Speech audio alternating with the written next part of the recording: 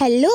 তো আমরা আজকে যাচ্ছি বাসন্তী পুজোর মেলাতে ঘুরতে। তো এই দেখো কত সুন্দর প্যান্ডেল হয়েছে, আর ঠাকুরের মুখটাও বেশ সুন্দর। আর তার পাশেই একটা মা কালীর মন্দির ছিল। এইখানে কিন্তু ঢাকঢোল বেজে খুব সুন্দর ভাবে পুজো হচ্ছিল। যেহেতু বাসন্তী পুজো, তাই একটা মেলা তো বসবেই, তাই না?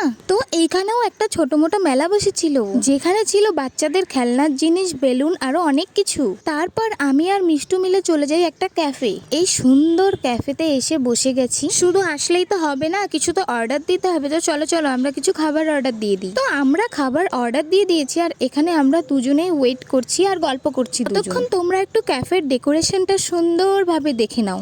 কি দেখলে? তো আমরা তো দুজনে মিলে অনেকক্ষণ অনেক গল্প গুজব করলাম। আমাদের খাবারগুলো কিন্তু চলে এসেছে, আর আমরা অর্ডার করেছিলাম অরিও শেক আর চিকেন স্যান্ডউইচ।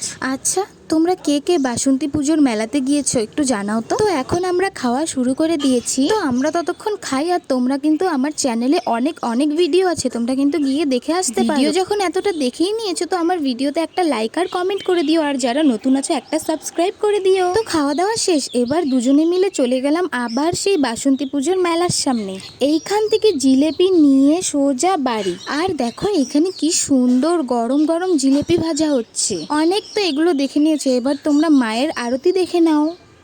টাটা, দেখা হচ্ছে পরের কোনো ভিডিওতে।